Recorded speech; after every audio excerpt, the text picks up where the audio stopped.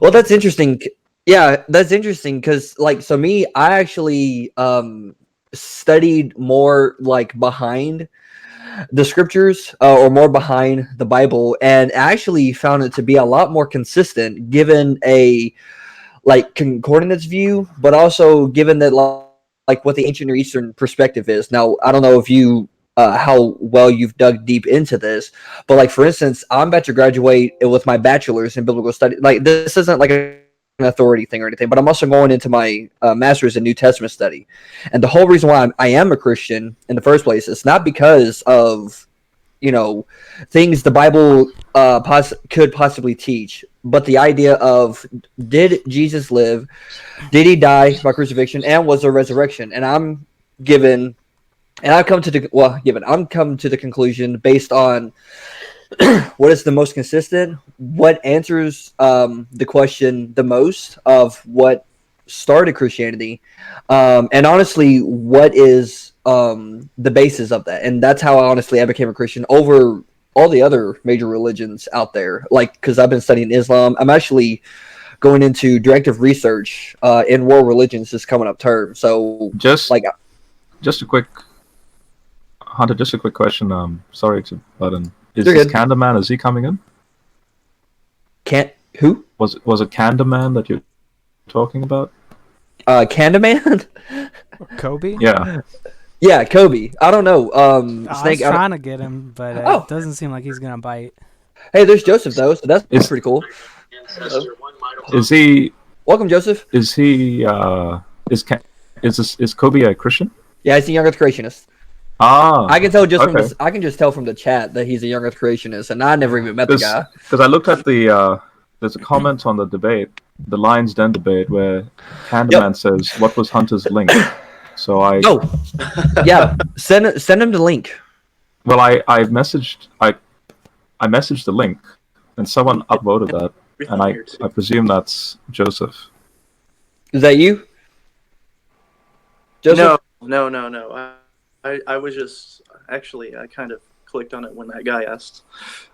Oh. Because I didn't know either, so I was looking through the comments. Nice to meet you, Joseph. I don't even see. Yeah, Joseph was actually on the panel. Okay. I don't know how you say the other Joseph, how do you feel debating standing for truth? That's You want my honest opinion? Yes. a waste of time, right? It's always interesting after the debate catching him, let's say, using sources that are not properly cited. Yeah. I don't know if you saw me in the chat or anything, but I was actually quoting Human Chromosome 2. So I've been actually reading a little bit about that. Read a lot more. I'm actually a math major, so I don't read shit for it. Oh, that's funny. But yeah, so but I was actually talking about the Human Chromosome 2, considering with human evolution and everything, and I thought that was great evidence for human evolution. You said human chromosomes. Human Chromosome 2. I highly recommend you guys check that out. To me, it's one of the. Well, I don't know, Robert. Would you consider it one of the best evidence for human evolution? Yeah. Yeah. Yeah. I've been genetically speaking. So. I've been studying it a lot because they've published a few, like some of these creationists, PhDs published like a debunking of the chromosome 2 fusion. So I've been studying the points on that. But, nice. I mean, it's if you could send me those, I'd really love to read more about those. Yeah. Because I like specifics. I like getting right to it. You know what I mean? Yeah. Basically, the argument is like that the orientation of the DNA is the wrong way, that it should be expected for a fusion, and that the fusion's in the middle of a functional gene, which it's kind of hard to explain why that doesn't matter. But that's like the argument for the creationists. And can I just say I'm in love with your Star Wars trooper behind you? Thank you. I'm obsessed, and I wish I could just put that on right now. That's my pride and joy right there. I can see. I would go with you on that one if I had that behind me. But I just moved, so I have nothing but a whiteboard, an empty whiteboard that I had to erase. Yeah, I still got some boxes to unpack from my move. And a giant cauldron. There's a cauldron, right? Exercise ball. See, when you look at when you look at like off to your, to me it's to your left, or it's my left. It's You like- see like the, yeah. See, Yeah. wow, I'm embarrassed because I see like the ball, the chain ball thing. I can't forget what it's called. It definitely looks like it. It looks like Yeah. there's like a foot right here. I straight up thought that was a cauldron. And I'm seeing, your spike ball over there, and I'm just like, this dude is into medieval stuff, which I'm for. Lots of toys. Oh yeah, I'm for you on that. What do you Look at guys? this guy. What do you guys think about? Oh, What do you guys? What do Jealous. you guys think about standing for truth, saying all radiometric dating is based only on assumptions and shit? when he's okay, so when he said that, I was wondering where is he making that claim from? Because when you actually look at, like, y'all brought up Linsky and everything, right? And when you brought up that, I was wondering where is he getting this from? Because if he's getting this from like Kent Hovind or Ray Comfort or something like that, well, like, okay, so here's a funny story. I'm actually like, I've done The Way of the Master. Y'all know who Ray Comfort is, right? Hmm.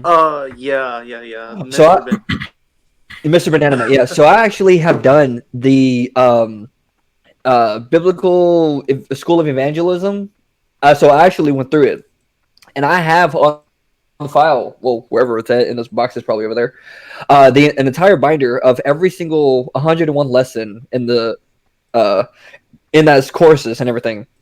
And I found out a lot of the stuff that Ray actually gets it from is from people who are outside of that field. And I feel like it's kind of I really do feel like it's a straw man. So when he said that, it's, it's not very accurate and it's just assumptions and everything like that, I was wondering, where is he getting that from? And can he actually cite it? But, it is what it is. I cringed. Yeah, the straw man, the straw man argument against radiometric dating is the fact that you have parent-daughter ratio sort of things going on, mathematically speaking as well. And what he's not realizing is that you have rubidium-strontium sort of, there is a rubidium-strontium ratio practice that's done to avoid the parent-daughter ratio assumptions. And I don't know if you know about this guy named Jim. I forgot but he's a young creationist. He claims to be like a nuclear physicist. His PhD was actually on rubidium-strontium decay, and he now writes for Answers in Genesis and Creation Ministries International, and is basically going against his own PhD work. So when these younger creationists claim to be doctors of so and so, I wish I was in the audience, because I would ask them, you've literally written an entire dissertation on this topic, and now you're going against it. What was his name again? Jim Mason, I think his name is. Jim Mason, nuclear physicist. Yeah, Jim Mason, nuclear physicist, creation.com. There's a guy named Jay Weil who does kind of the same thing. He's a nuclear physicist too. He points. So yeah, they try to poke holes in like the assumption that radioactive decay is constant. Yeah, so the assumption is literally comes down to the constancy of physics in relation to the parent-daughter ratio. Yeah. And what standing for truth needs to then do is demonstrate that that the constants have indeed been accelerated, so they're not constant. So the fine structure constant is not constant. He needs to demonstrate that.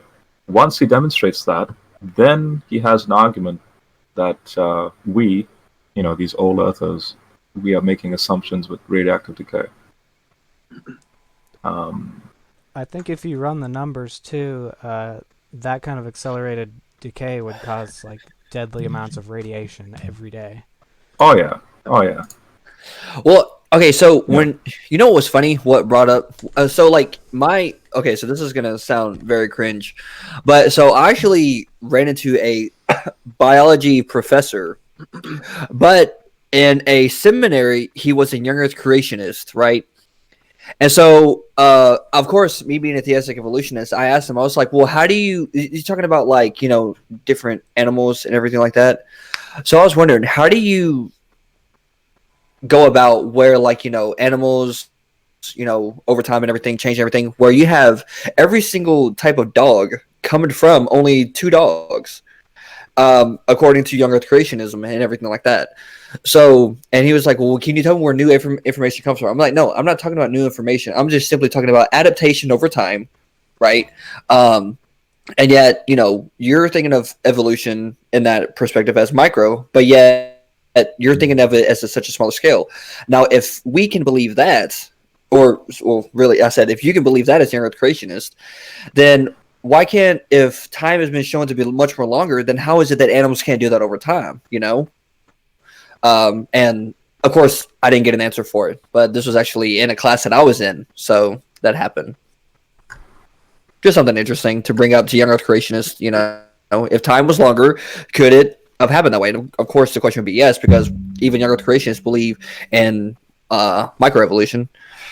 Yeah, I asked him like why, like each point of whale evolution, why can't like a mammal lose its hair? Why can't its nostrils, or the population at least, why can't the nostrils move to the top of the head? Each one of these like changes in the fossil record is a micro change that they agree could happen, but they won't say that. And they also can always fall back on like, well, there wasn't enough time for that to happen anyway. Exactly. And so typically what I do when it comes to like, conversing with them, I ask them about, if we're going to be consistent in biblical texts, notice 1 through 6, there's a day, right? But notice on the 7th day, God rested from creating, right? But yet God is still resting from creating, which would show that we're still in the 7th day. So if you're going to be consistent, the 7th day does not mean a literal 24-hour day, which I did a word study about this in my Hebrew class. And that means the other 6 days would also have to be a span of time because it's the same usage of the word. And what's funny is I got an A for that word study. So apparently I did something right. That'd be interesting. I'd like to see it really was. I also did Kent Hovind is always, that's his main thing, is like, oh, you can't be a Christian or you can't like take the Bible seriously and believe in an old earth.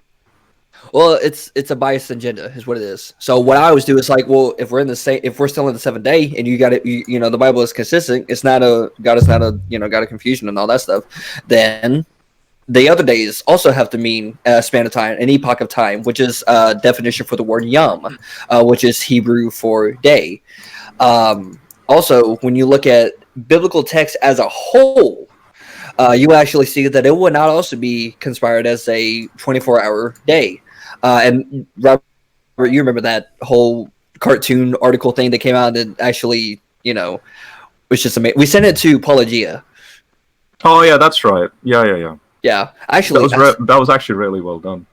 Yeah, that cartoon. I loved it. I don't know if you guys have ever seen it, but actually, I'm gonna try to send it to you guys if I can. But yeah, so that's the question that I normally ask. If we're gonna be consistent, because 1,000 years is like a day, and a day is like 1,000 years unto God, which means time is relevant. The Hebrew, I actually found out the Hebrew language, like the number of words, is about I think it was like 40,000 words, and then the English language is about 212,000. So you have a lot more words for the English language, and then for the Hebrew language, they use more words, but given in of course, the general context of it and everything, would actually show over the Bible as a whole, especially in Jewish cultures, what was originally being used. And that's how we know, like, for instance, me and Robert, we don't hold to a global flood, right? We hold to a, what would you call it? The worldwide type deal kind of thing? A universally localized flood. Yeah. It's got to be complex, in order to explain it. But, but that's just over times of study. I don't know what your guys' thoughts are, but you said that you've read the Bible and actually made a post the other day that reading the Bible is not studying the Bible, which is why you need to learn your Bible. And a lot of people was like, oh my gosh, you're like you're speaking truth at the same time. Reading can be taught as studying, but it depends on what you're studying, what you're revealed to. So that's a little go-to. Yeah, like I said, I actually studied it for school, so it'd be interesting to talk about that. What? Yeah, sure. Like, what? Tell me about your. Was it a Catholic upbringing you had, or? No, I pretty much had a completely religiously neutral upbringing. My parents are, I don't even know really. They kind of have vague beliefs. They're not really atheists. They're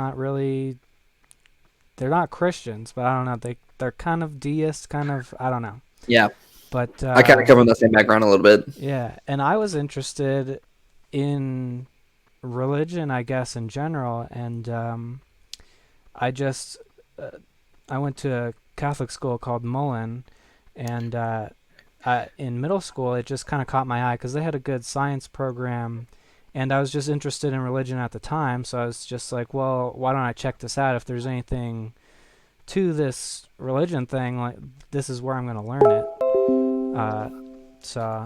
And then we had like ethics classes and New Testament and Old Testament classes, and yeah, that was kind of eye-opening because I had never really been to church or read the Bible before that. So Yeah. I'd always would tell people, don't ever go by what you hear the person behind the pulpit saying. Always do your own research, because of course us as human beings, we're finite beings, and that we don't know everything, right? So there are chances somebody who's teaching you something could be wrong about it, and so that's actually how really I got to where I am today. Because if you've hung out with me or Rob long enough, you'll see that we have a Google Drive of nothing but scholarship and academics of stuff that will last you literally 30 years of reading if you were to read one file a day. But what's ironic is that each file is like a textbook and a dissertation. I can't stop but brag about it because it's really Rob's doing and all the other guys who's a part of it. But still, we never go by what somebody's saying behind a pulpit. We go into the best academics from, what was it, like 2010 and up? Like the most... Like For what? Just for like the most up to date kind of deal. Yeah. Oh yeah. Oh yeah. Yeah, we try and stay cutting edge. We Yeah. try and keep up to date with what's the latest in Yeah. whether you're talking the arts or the sciences. I'll put the link to the Google Drive in here. Cool. And Joseph, guys can access it. you're an evolutionist, I know. Are you an atheist as well, or?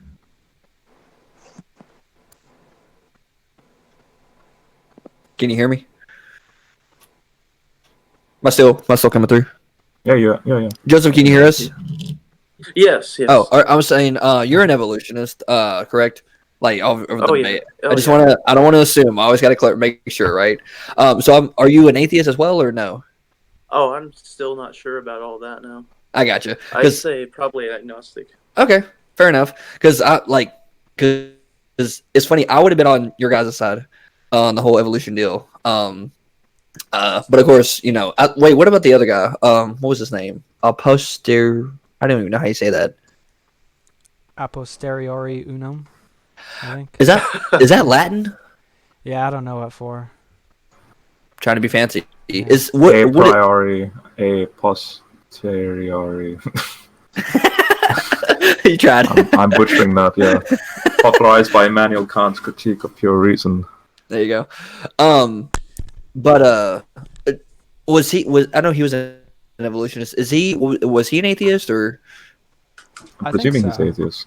Yeah. Okay, I wanted to get him in here too. Oh wait, I'm pretty sure he did say he was, because he said he was like strongly against, or not strongly against. He was like against the idea of God or anything. And I was just, when I just heard that, and I was like, well, I don't see how you can be an evolutionist and it disprove God. I actually take the opposite. That evolution actually helps show that there needs to be something to guide it, and that's that. And Joseph, you're a mathematician, so or you're a mathematician, right? Is that what you are? Or Oh, technically not yet, but I'm technically a practicing mathematician. there you go. I'm digging it. Because based on like mathematical probabilities of things, and like it kind of helps the idea, like showing like that there is something that needs to guide it, because in order for it to happen by chance, it would practically be what would be like kind of like a scientific impossibility, so to speak. The one problem I would have with that is that one would be equivocating probability to possibility. I don't know how you would say that properly. But the idea that something is improbable does not necessarily exclude the fact that it is happening. If that makes Right. sense. Well, I mean, for instance, what is the probability of there being life in the universe? Oh, I don't know. One. I honestly don't. It's just one. Well, the probability goes up like depending on conditions. Well, if you actually ask a person on this this question specifically, like what is the probability of life formed in the universe, is only one. Then they can't say one out of whatever, because they don't know what the. Are we just talking about the universe, or within different parts of the universe? No, just the universe. I think it's universe overall, isn't it, Robert? Yeah. Okay. Yeah, because then then a binding claim, then yeah. well, the observable universe. Yeah. And because we can't know exactly what the like one out of whatever it is, since we can't put a number on it, we can at least say one, because there is life in the universe. There's us, planet Earth. That's why whenever you ask what's the probability of there being life in the universe, you will only hear one. You won't hear one out of anything, right? That's a probability. It's not really a probability, but it's given. Obviously it's possible because we're here, right? So when you're talking about I will say though that when you go into origin of life research, that's when that particular probability, you start to get into an increasing improbability of life in the universe. Where the more parameters that these origin of life, these astrobiologists that they discover, and the bigger the origin of life question, the bigger the problem of the origin of life becomes, then the more improbable. But as far as a definite probability goes, Hunter's right. You can't make a definite probability. Yeah, I would agree. It's always changing that statistic. Like, I mean, we can give Francisco Ayala's probability of humans coming from single-celled organism, and it's 1 out of 10 to 1 millionth power. And then what was you had the probability from physicists? It was like 1 out of 10 to the 72 million or something like that. 27. 27. Sorry. Yeah. 72 just sounds better, But So are you? But you see, saying, go ahead. Are you like saying that like the whole process was guided, or just the origin of life? So Francisco Ayala was being very conservative. He was just thinking 3.8 billion years ago, however life started. But the point is that evolutionary process from the origins of life till modern hominids, the sequence of events that took place for evolution to do what it did, that is like remarkably coincidental. The way extinction events happen throughout history and all that stuff, and the survivability of the planet in those extinction events. So then those astrophysicists took that and said, well, let's just extrapolate that into like a dark energy, dark matter, sort of like the overall history of the universe. And that immediately jumped from a millionth power to 27 million in probability. And who was the name of this person again? Frank, there's 3 physicists. One was Frank Tipler. Yeah, the other names. That's who it was. I was trying to remember I can never remember the names. What'd you say, Joseph? How do you spell the last name on that? Tipler. Oh, Ayala. So Frank, let me get the names. To me, it makes sense, even if these huge improbabilities, because I mean it's happening over. I mean, I don't know how many times particular animals mate or anything, but I assume even at least for microbes, it's billions of times. So it seems like it's hitting a lot of different probabilities. There's a quote. And then the creepy part. So I see what you're saying. The creepy part would be if we are just it. That's when things go, uh-oh. Like there's a famous saying, if we are alone in the universe, or if we're not alone in the universe, both probabilities are equally like frightening. Scary. I think was the word that's used. Yeah. So now if we're not alone, then I think the atheist would have like an argument to make in regards to well, it's just kind of like what you're getting at, that there's no purposeful design cause behind it. It's just because of the size of the universe and because things just happen to fall into place. We are assigning, obviously we're calculating it to be really improbable, but we shouldn't assign God to those improbabilities. But then I would then challenge the atheist to be honest in the context of, if there's no life in the universe and we're just it, or just a planet that's it, they need to then try and give us a response as to why that's just the case. Because then the religious context is such that God only intervened for this particular planet to have life. So yeah, I think we're kind of like at a stalemate. because at the same time we haven't proved no life in the universe, but we also haven't proved there is life. But the atheist needs to acknowledge that those two extremes have equally valid arguments, and also the Christian has to acknowledge that. So the Christian has to acknowledge that the atheist argument is also equally valid in that stalemate. And that would probably be a reason why Joseph says he's agnostic. Oh yeah.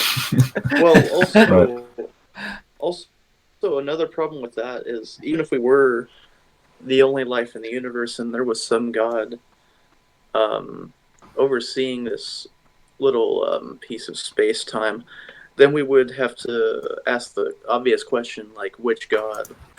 Or and there you go. It goes on like that. Yeah. Yeah. It just gets like pretty complicated after a while. Well, that's kind of why I can't trust established religions, because it's like they claim to already know everything, and it's like I'm willing to accept that evidence for God, but I don't think that anyone's figured it out yet. Is where I'm kind of at. Well, so if we found anything, it would just be kind of a scrap that would lead us to the next scrap, and so on.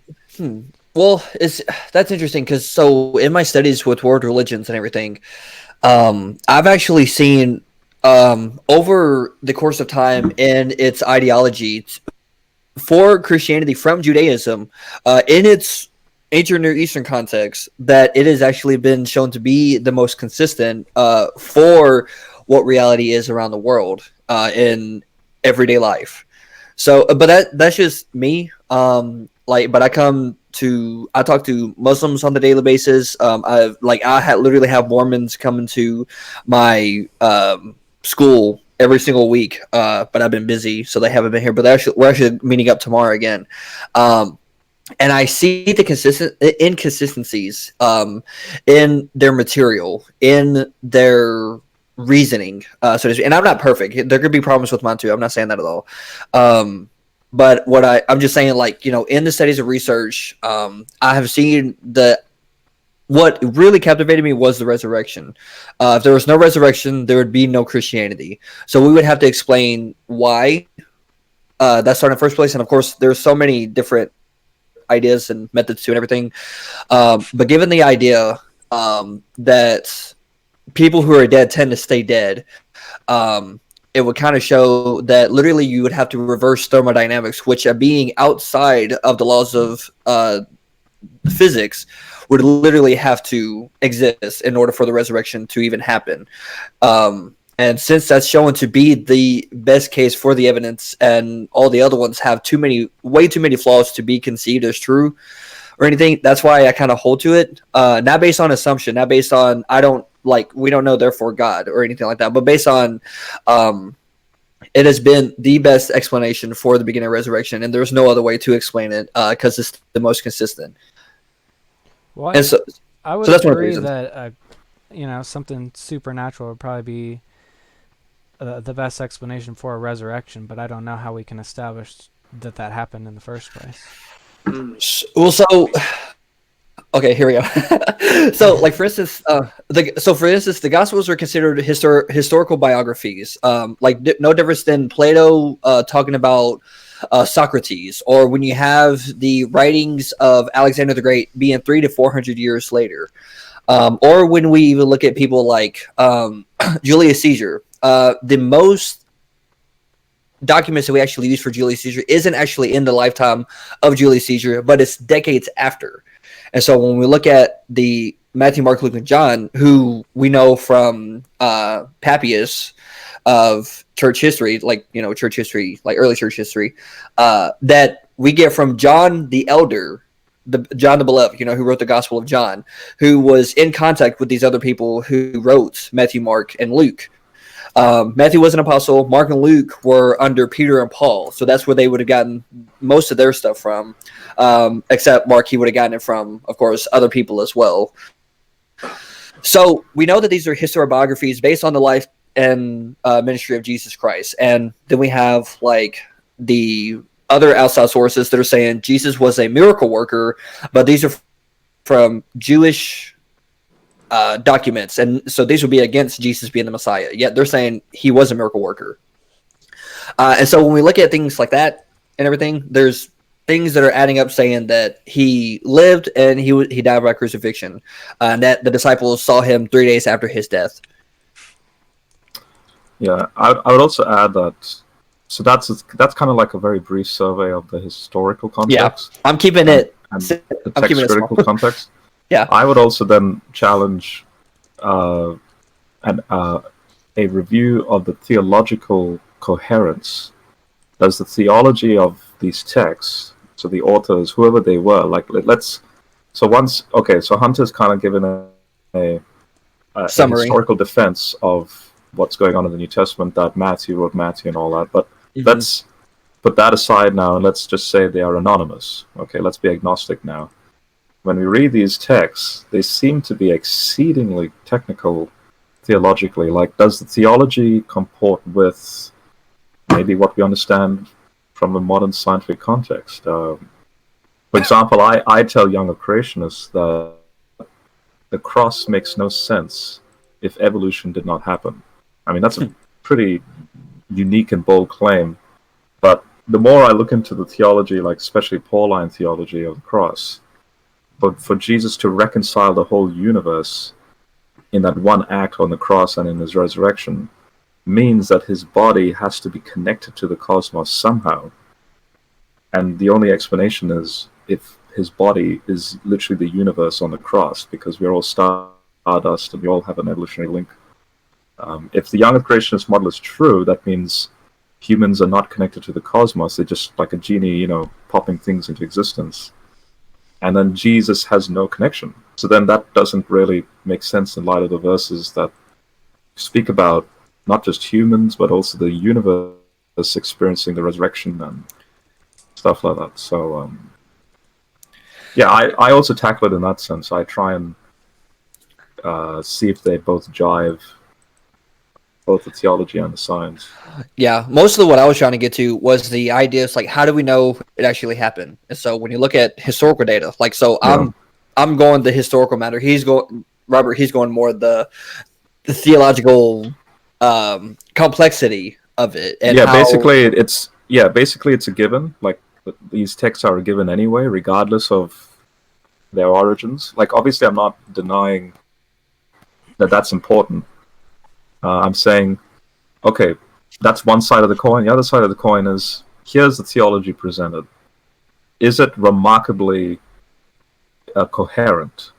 and the keyword here is remarkably, because anything can have coherence. There's coherence in certain Hindu texts, the Quranic texts. We're talking about something that's uniquely like the wow factor. It almost in kind of sense, like, especially if you're thinking of a Bronze Age sheep herder peasant. Well, when you put it like that, it's like, well, when you think of these people being these type of people, it's really quite incredible to see them come up with this type of connections and ideology that would only make sense with what we find out 2,000 years after the fact, and in a very complex matter. But it's just and that's what I was talking about with the consistency. It has been the utter most consistent ideology I have ever witnessed in my entire life. And that's just me kind of getting excited and bragging about it a little bit. Joseph, I feel like you guys have to say.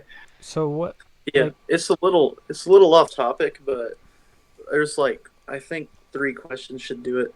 I'm not that well versed in the Bible, obviously, because it's been a while since I've read it. But I heard that Genesis 1 and 2 are different creation accounts, that the Gospels have inconsistencies, and that what was the third one? Yeah, we've heard it. and that Mosaic Law? That the census didn't happen in history, as they described it. We've heard it. Wait, what was the third one? The census, as described in, I think, the book of Matthew. I could be wrong. Oh yeah, this Quirinius census. You know what I'm talking about. How do you deal with those 3 arguments? Well, do you want to do the Quirinius one first? Because that's been one of my favorite with respect to the dating of the birth date of Jesus. So basically, it is a legitimate argument. So if you remember Raymond Brown back in the late 80s, early 90s, he was pretty much the guy that wrote this magnum opus, The Birth of the Messiah and the Death of the Messiah. And then there's another guy named John Meyer, A Marginal Jew, like a 5-volume, we're talking 5,000 pages of work. Basically, New Testament scholars knew that when you take into account Herod's date of death to be in March of 4 BC, then this figure named Quirinius, he comes in 680, and when Matthew says that Herod has to kill children 2 years and younger, that means Jesus has to have at least 6 BC in his birth date. And then that goes into the whole, what's the star at Bethlehem around the 6 BC period. But the point is, in Luke 2, if Quirinius comes into the scene while Herod is still alive and Jesus is a baby, then Quirinius, according to our ancient records, only happens in 680. And now you have potentially a 10-year difference, which obviously there's a huge contradiction there. The interesting thing is that recent Herodian, it's what's called Herodian chronology. So scholars as far back as 1982, and now the most recent paper would be a 2009 paper in Brill. It's a Brill publication, where through coins and through a reanalysis of Josephus, Herod actually could have died in 1 BC, not 4 BC, because that coincides with the Passover and the blood moon that Josephus talks about. And Quirinius, there's recent data to show that Quirinius did something in a governmentship sort of role in 3 BC. And the early church fathers, and on top of that, I believe we have to take Revelation chapter 12 in light of the Matthew, the star stuff, that Jesus was born in 3 BC, specifically September. So when you take that into context, then it solves the whole Quirinius problem. Now that's I've actually written on this. There's a blog post I've written. It's a lot of required reading to see where I would go with that, but that's pretty much my solution to that problem. But honestly, that's what you have to do in order to cover such a topic. What were the other two, by the way? Genesis 1 and 2, I heard some people say that they provided two different creation accounts. Yeah. Not sure how valid that is. So I actually did a word study on the word Adam, which is Adam, but when you look at Genesis 1, concerning and like if you're thinking of two different creation accounts, Genesis 1 covers the idea of it being humankind. So like for instance, if you look at what I read as the ISV, in Genesis 1:20, it says that let us make let us make mankind in our image rather than make man or make Adam or whatever, so whenever somebody's having this rendering of like a King James version and everything, I say get out of that 1611 English, because we're not in 1611. We don't speak like that anymore. Get into what is normal English for us now that's easier to understand, because if, like, for instance, I've studied Hebrew and Greek, like I just got done with a course on it, and when you look at Adam, it's not ha-adam, which ha is the definite article to mean the man.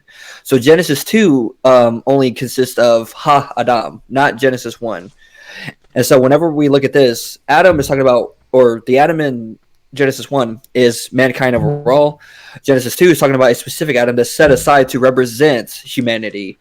So it's actually one creation, and not Genesis 2 going into detail about the Genesis 1 Adam, but instead it's just a setting apart a specific Adam away from the rest of humanity, to be kind of like in this priestly cathedral type deal, to kind of represent all of humanity within like a temple kind of setting.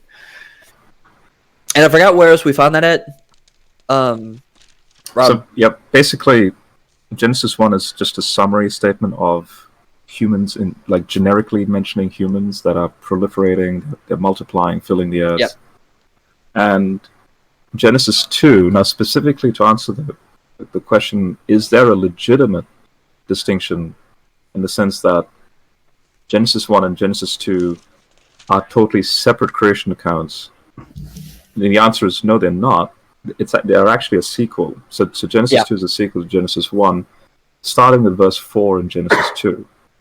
And a good scholar who's done work in that is John Walton in his book, The Lost World of Adam and Eve, where he gives you the linguistic, what's called a Toledoth sampling of that word throughout Genesis, the whole book of Genesis. So these are the generations of, is what that phrase means. And it's kind of like a signature, so to speak, where it's a signing off. Like, okay, you've just heard the story of chapter 1 that actually ends in chapter 2, verse 3.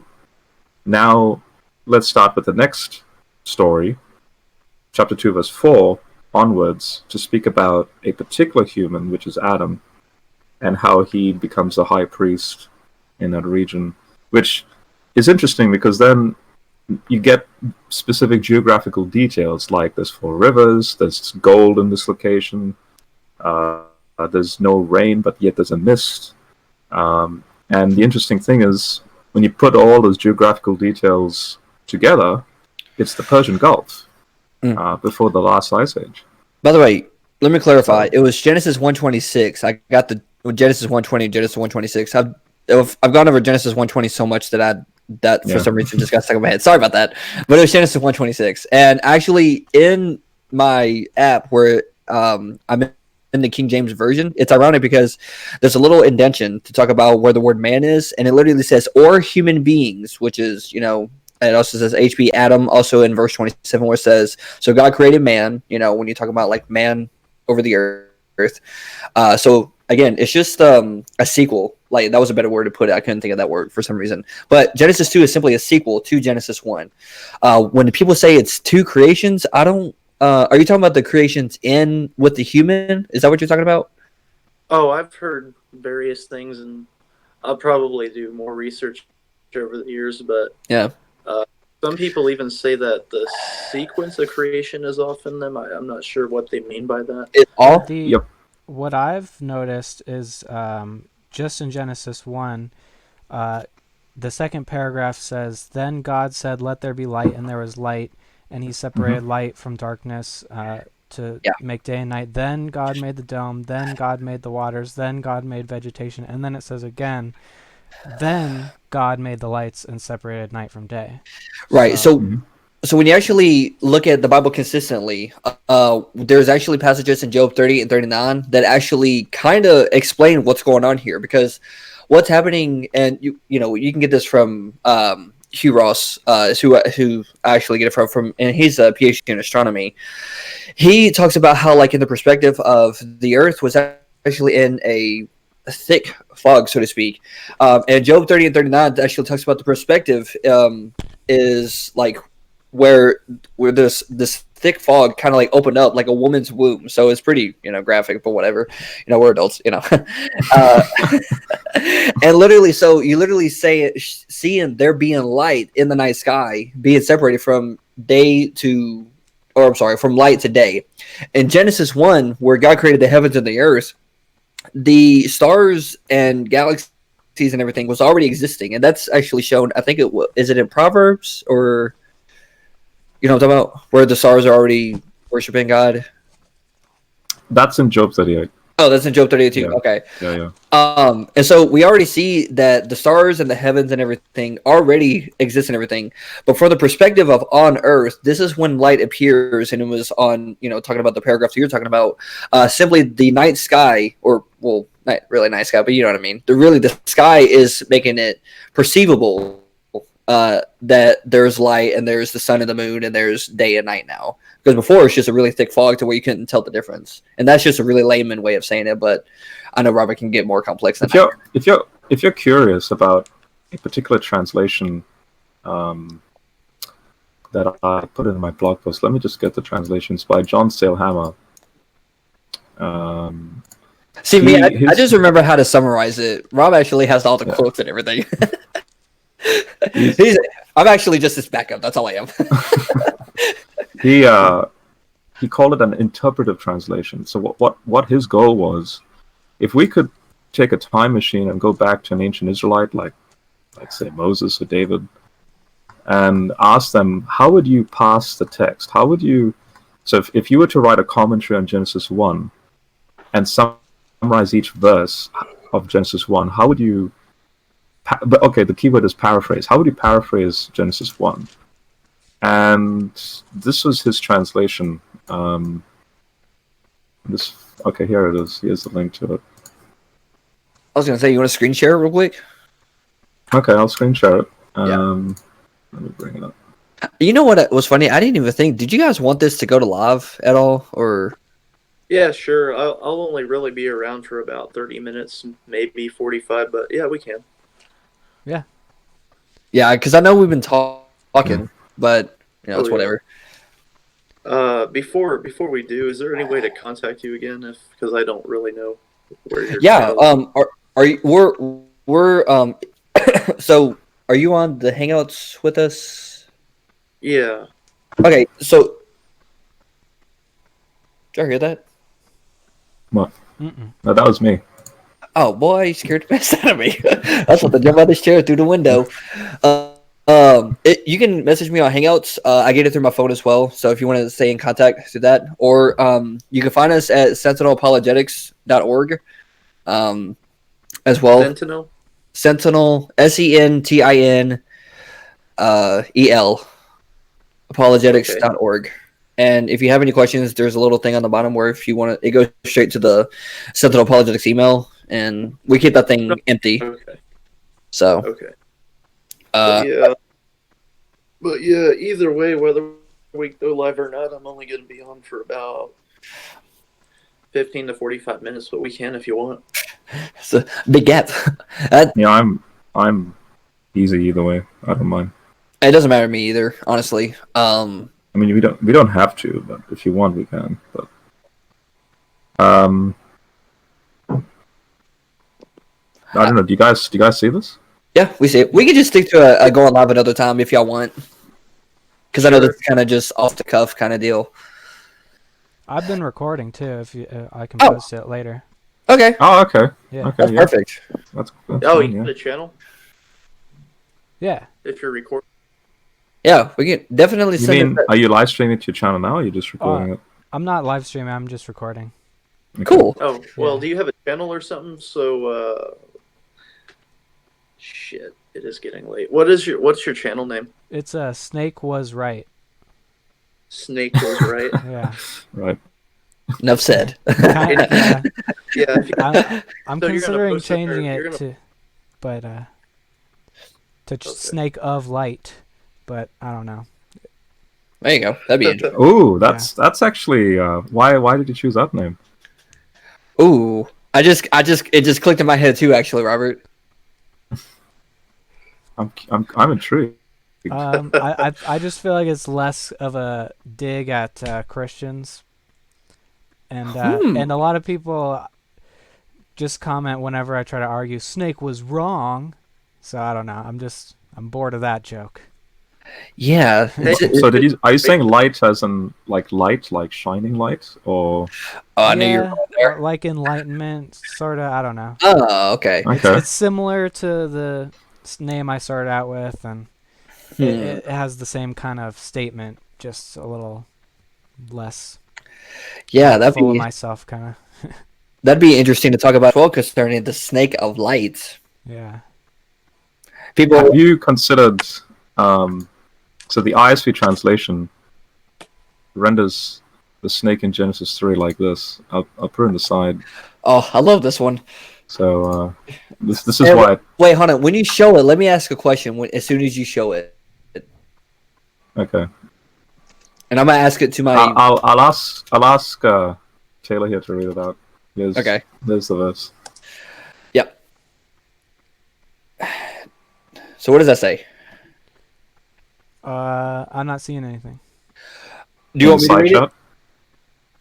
Let me see.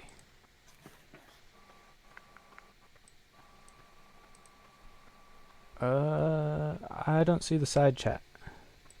Send it in the Hangouts, and maybe Okay. they can see it there. All Because when you read this, I actually have a question for both of y'all. Okay, and it's interesting. And then we'll get back to the Genesis thing. So. Yeah, definitely. All right. Yeah. All right, you got it. Okay. So now the Shining One was more clever than any animal of the field that the Lord God had made. It asked the woman, "Did God actually say, 'You are not to eat from any tree of the garden'?" So, question: when you look at Genesis 3:1 in the King James version, it says, "Now the serpent." Question: why is it that the ISV Bible, says, "Now the shining one," while the King James version says a serpent? Shining one, serpent. What is the deal with that? Mine says, "Now the snake was the most cunning of Yep. all the wild animals." Yep. So why do you think that is the case? Why do you think our version says shining one and your version says snake? You think it's a contradiction or mistranslation? A difference in translation. I'm not sure what the original would be, though. I just love asking that question because I even ask Christians this, and they're like, you have a messed up translation." I'm like, no, it's actually an accurate translation. So I just wanted to ask that question. So Robert, I'll let you take it the rest. Yeah, I mean it's just intriguing because the Hebrew word nakash, as a noun it means snake, as a verb it means something that's bronzy, Shining like bright bronze, yeah.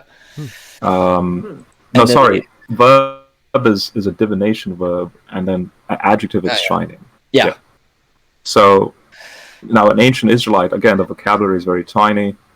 So the translator has the issue of, do I translate it as a noun? Do I translate it as a verb? Do I translate it as an adjective? And real quick, before you make that conclusion, in Revelation, the ancient serpent is referred to. When John references the ancient serpent, what is he referencing to? Genesis, right? You asking me? Yeah. No, I'm just asking everybody.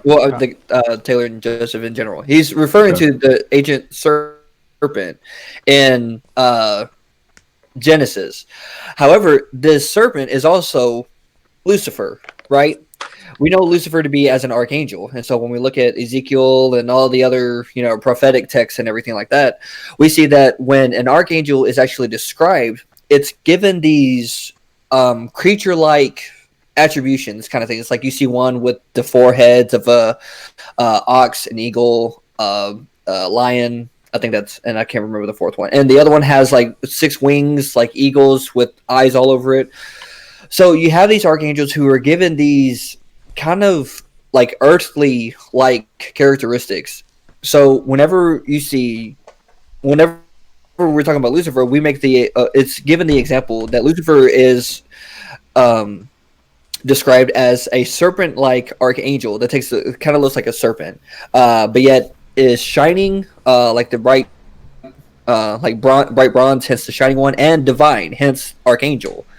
So it's consistent again with the scripture and everything like that. And I just wanted to kind of throw that out. How now that we know that it's an archangel Lucifer, it totally makes sense with it being called the shining one. Yeah, I've heard various arguments either way, saying like the snake is Satan or the snake is not Satan. So that's interesting. Now that's another interesting topic, but we'll go back to the Genesis thing real quick, because that's another. It's just to say that this being is not an animal or a physical, natural entity. It's saying is it's a spiritual being of some sort that has the characteristics of like luminescence. But the snake, the word for snake, ironically, as an adjective also means to shine, and so therefore there's like an ironic pun that this being is like a spiritual entity, but he's like a snake, and so there's that dual application of the word. But it's like for example, Aaron Ra will say things like, "Oh, there's a talking snake." If you're sensitive to the Hebrew text, there's a lot more going on in the text, because it's not saying, and that's the unfortunate thing about translations. They'll translate it as a noun when really, look at the verb context and the adjective context, that this is not just a snake, it's something else. Snake is one of the translations. By the way, there's a link to the paraphrase translation. I got it. I also just remembered when Paul says Satan is like an angel of light. Well, where did Paul get that from? And so, it's connected again to that. But in this translation, notice, I don't know if you guys have it open. I could screen share it again. I'm actually about to head out. I'll see you guys. Yeah, all right, Joseph. Stay in touch, bro. It's been fun. Oh yeah, definitely. Thank you for having me on. Nice to talk to you. you. See you, buddy. But like notice verse 1. This is how he translates verse 1. Long ago, God created the world. Now again, world. Does this mean the earth? Does it mean the universe? What does this phrase mean? Is it events? Well, it's the heavens and the earth phrase, but he's truncated it down to world, and then he's going to explain what he means by that, and that is, he created the sun, the moon, and the stars, as well as all the creatures which inhabit the earth. He created all of them out of nothing, not in a single instant of time, but over a vast period of time. Now, this is apparently how an ancient Hebrew Israelite would interpret verse 1. And then verse 2, God's well, however, was not complete. He had not yet created human beings, and the land where he intended to put them was not yet suitable for them. It was covered by a deep ocean, and the sun could not penetrate the dense fog which covered the waters. God's spirit, however, was already present over the waters covering the land. So here's a very interesting, this phrase, and the sun could not penetrate the dense fog. This shows that the sun already exists before day 4. It's just that the Earth's cloud, we have a 100 times, thicker atmosphere in Earth's early stages. And yeah, just read through this translation, and it's quite remarkable. And it's by an actual scholar, like a legit scholar, John Saleham. Yeah, that'd be interesting. For me, I'm less concerned about the kind of inconsistencies in the Gospels and In the what? like in the Gospels Oh. or between the Gospels. And Okay.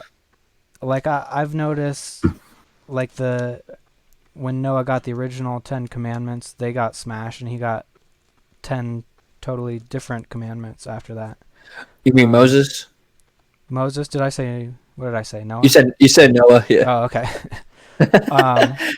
Yeah, and I think that's interesting. I think the commandment thing is worth talking about too, but I look at it more from like the consistency of God perspective. Like if God was totally consistent, I would think that Jesus would have been there from the beginning. And why would he just wait for this inordinate amount of time, and then it seems like he would changed his mind about the fate of humanity and then sent Jesus down halfway through. And I'll just end by saying it seems like the moral character of God is inconsistent as well. I got you. Now, when you're talking about the inconsistencies concerning Jesus, are you talking about like he kind of appeared, like why couldn't he have done it earlier or anything like that? Yeah, it seems inconsistent just because it was no Jesus for however long, and then it was just Jesus at year 1, or year 0. Yeah. So whenever I kind of think of like why Jesus was at the specific time he was one, well, he made promise. Well, according to the text, you have these things where people are making covenants between a being they call God and everything, and through this whole tradition, like family life tradition, they kept onto these things and everything. Then they find out that there's a person who is anointed under God to come about and set them free, kind of deal and everything like that. I get to tyranny type empire, which they didn't know was going to happen through the Babylonian age, but then that kind of came back into happening around I think it was 722 BC when the temple was created, the second temple was created, and then onwards, once that happened, they were wondering, okay, so maybe the Messiah is supposed to come, and then so now it comes to the time when like the Roman Empire came, and so in order for the Messiah to happen, there had to have been these promises fulfilled, these prophecies, so to speak, fulfilled and everything. If Jesus was to just show up and just say, hey, I'm the Messiah, I'm the anointed one under God, well, there's not really any way to actually accommodate or the Jews to show that that's actually the case or not. So, of course, you have the Old Testament, and then the New Testament is literally just commentary on the Old Testament to show who Jesus was and how it was so. One second, I'm just going to make a phone call. I'll be here. Is it to who I think it is? No, it's actually to my boss. Okay, tell him I said hey. All right.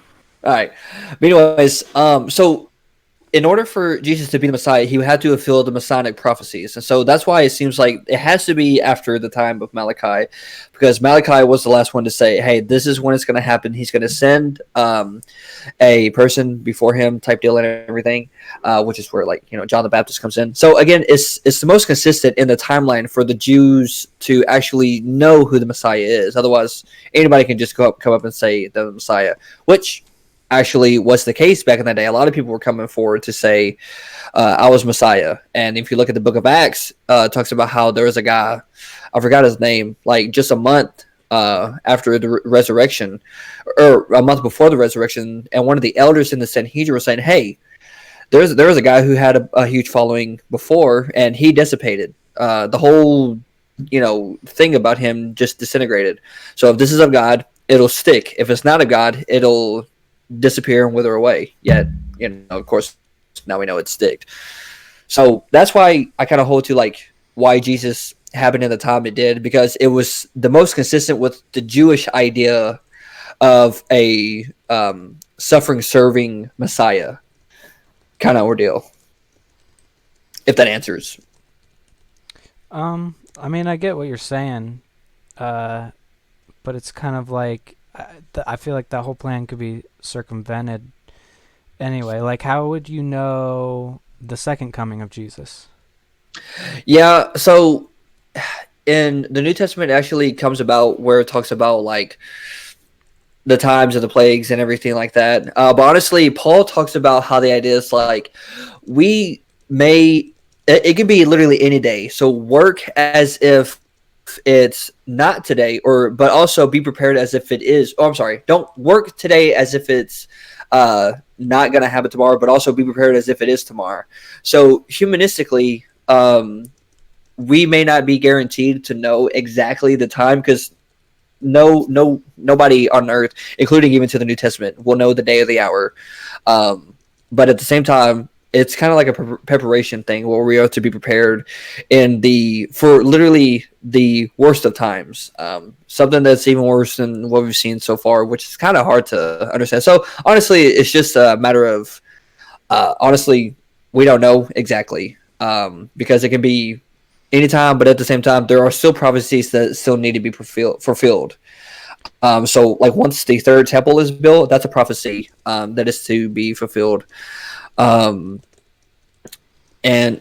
just kind of things like that. There's still some things that need to be done in order for it to happen. So that's one case, a scenario, how we would know, because it was kind of specific. Like the temple needed to, like the temple, like for instance, the temple was destroyed in 70 AD. If the temple, I'm sorry. If the Messiah did not come before the temple was destroyed in 70 AD, then there can be no Messiah whatsoever. So either the Messiah had to come before 70 AD, or there will be no Messiah according to Jewish prophecy. What's ironic is that you still have a minority Jewish sect who still hold to the Messiah coming. So you just have things like that. That's one way how we can know it's about prophecy. But I just think that whatever Messiah was there could bring up and fulfill prophecies in his same lifetime. Like, shouldn't he be like, he could have existed before humanity and just performed miracles to like assure them that he was what he said it was the whole time. Other than the prophecies he didn't have control over. Like, for instance, when Jesus was born as an infant, he couldn't have made the miracle to come from Egypt kind of deal. Because remember, they ran away to Egypt because of the persecution under Herod, and then they came back. Well, that's a prophecy that was fulfilled on Jesus that he had no control over. So in order for Jesus to literally be the Messiah, and have that kind of scenario that that you're kind of presenting, he would literally have to have control literally at every single second, even before his own life, which from a atheist perspective, that's kind of impossible, right? Yeah, so he couldn't fulfill the prophecies if because he would literally have to control every single one, which he couldn't have. Well, I'm just thinking, like, if he existed before humanity did, that he could just be the shepherd from the incipience of humanity. What do you mean by that? Existing from humanity before? Like, I'm not sure whether the angels existed before humanity did or not, but just have him as kind of the guide, the shepherd before Adam was created, and then he could guide Adam and those humans. Well, it is the kind of idea that in the Old Testament you have the word of the Lord come before these people who were chosen by God. Like, for instance, you have Abraham, you have Nathaniel, the prophet, who was there with Saul's kind of going away thing, all talking to the word of God, and we know the word of God to be known as Jesus, right? And so, because of John 1 and everything.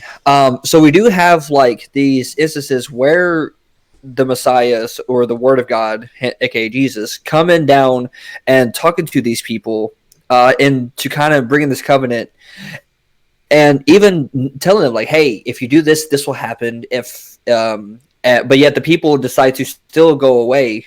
Like for instance, this happened to David.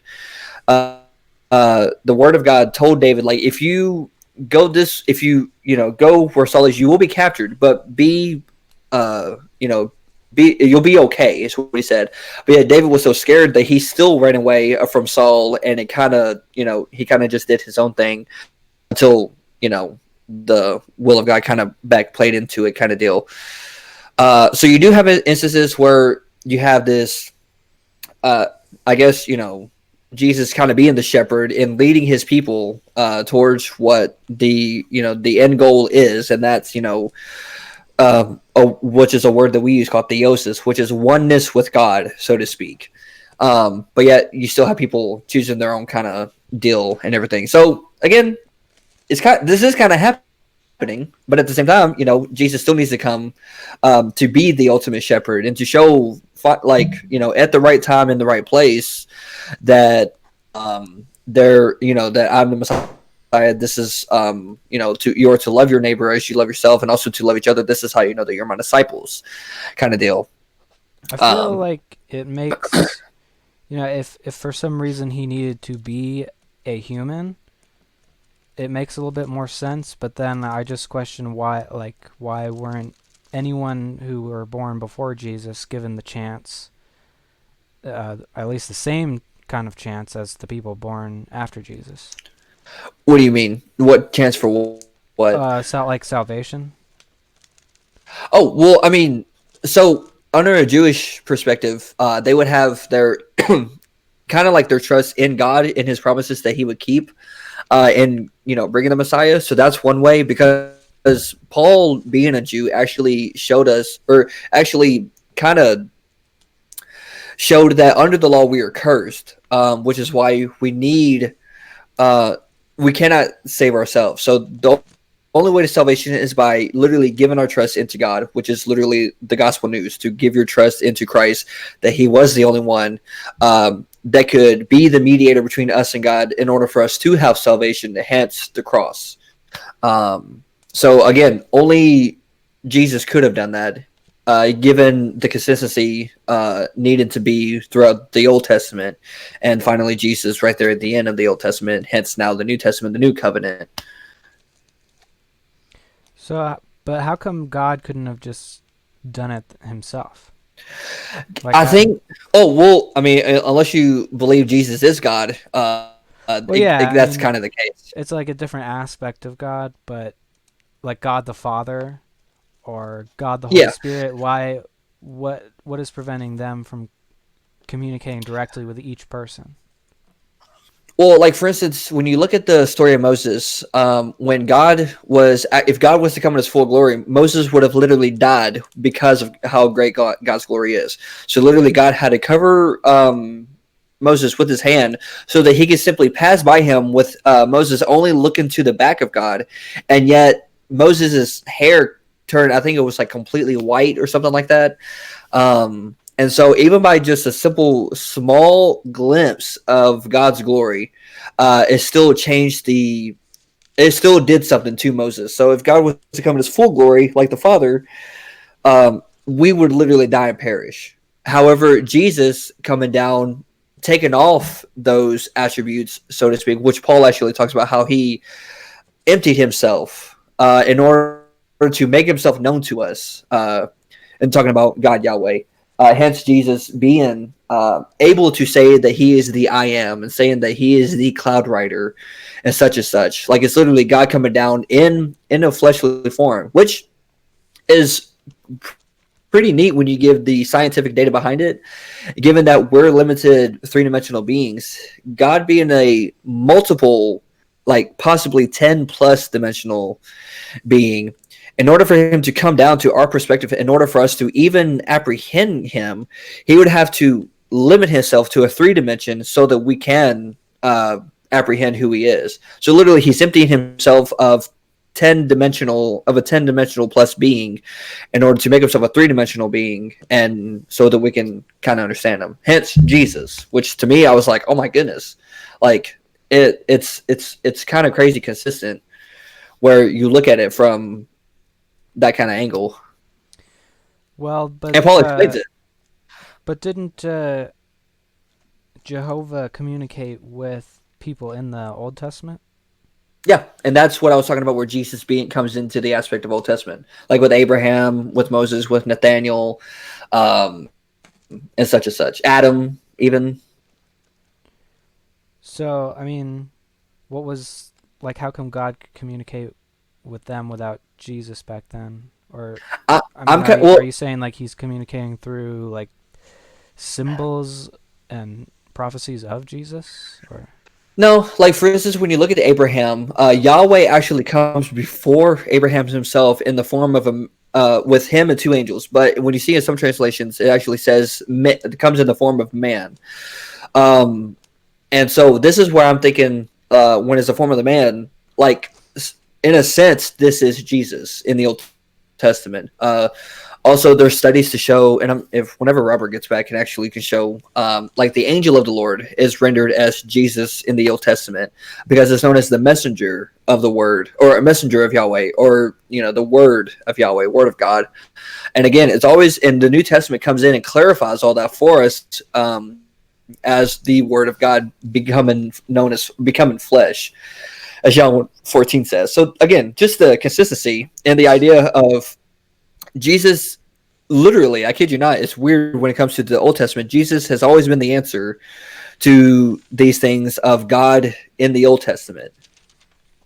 And it's really crazy because in his teachings, actually, his disciples were actually able to clarify these things. Hence, Paul, why he was able to show that God literally had to empty himself, in a sense, in order to make himself known to us, which from a 10-dimensional being to becoming a 3-dimensional being, he exactly would have to do that.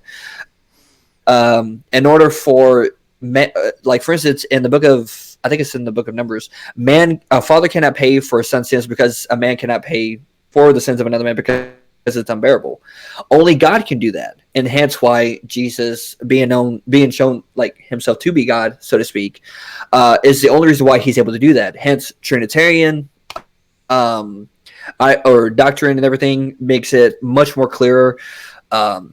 Especially if this is what Jesus is teaching. And then, of course, ultimately, is that if the God of the universe is on the side of Jesus, then that's where the resurrection comes into play. That it shows that literally a being outside of the universe have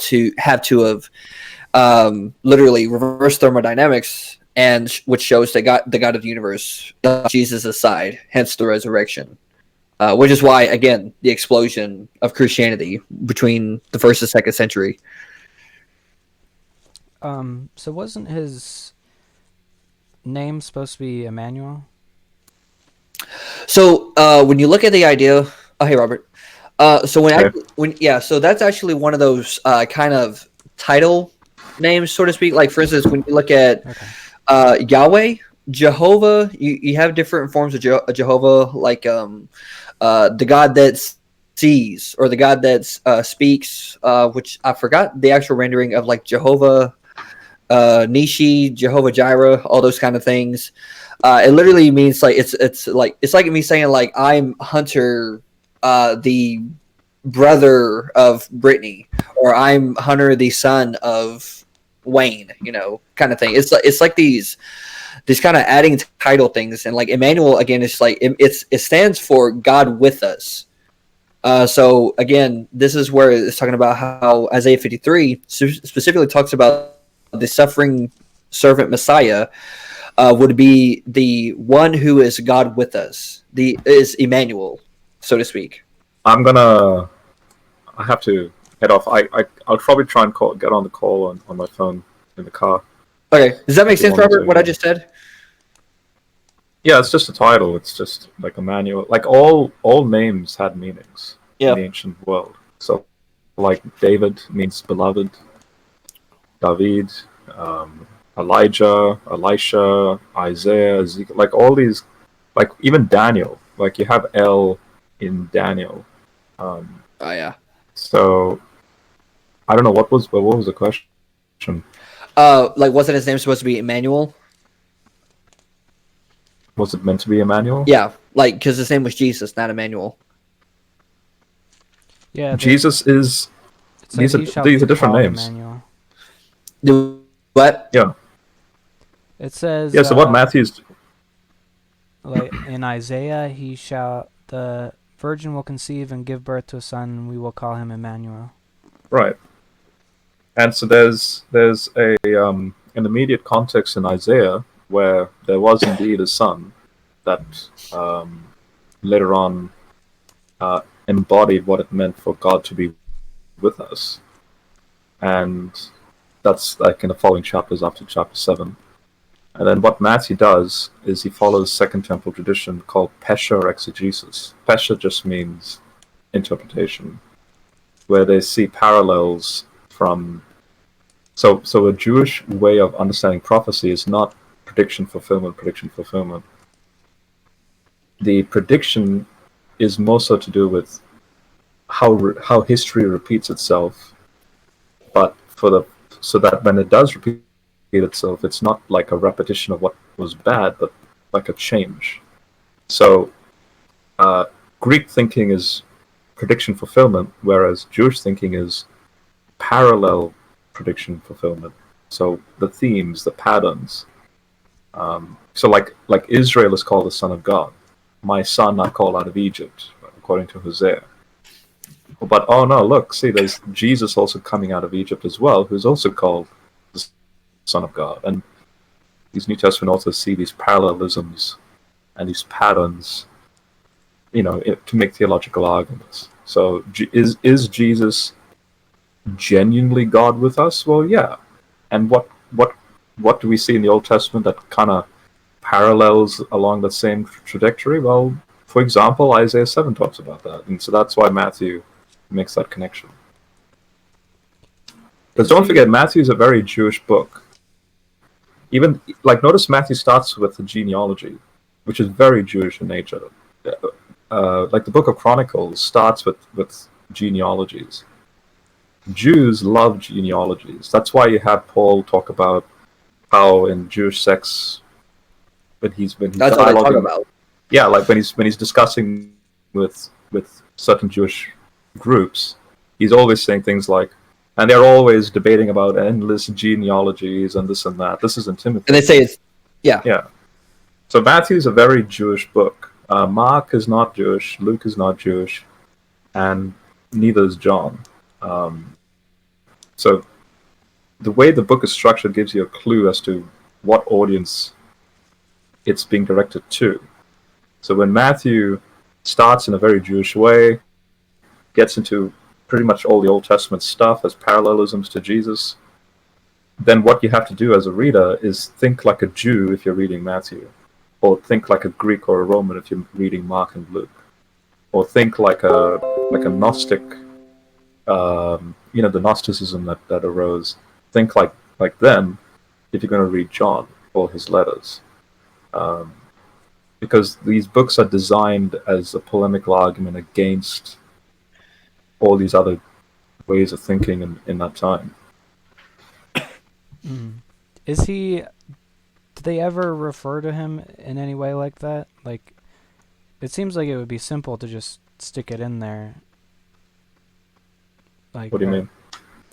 Emmanuel, or just something like that. Well, actually, wouldn't it be kind of funny though? I feel like you would be more skeptical to say like, "Oh, his name is Emmanuel." Couldn't they just stick that in there rather than his name be Jesus? Yeah. Because why would they make that up if they knew about messianic prophecies that his name needed to be Emmanuel? If that was the case, why would they make that up? Yeah, I mean, I don't know. It's something that's interesting to me. It is like you say, it could be an error, or it could be like one of those things that, like idiosyncrasies that would only happen if it actually did happen. Yeah, exactly. That no one would think to do. Well, so what I'm saying is like, given that the understanding of Jewish culture and everything, if it was a lot easier, then if it was just made up, of course they would have just said Emmanuel, right? But they didn't.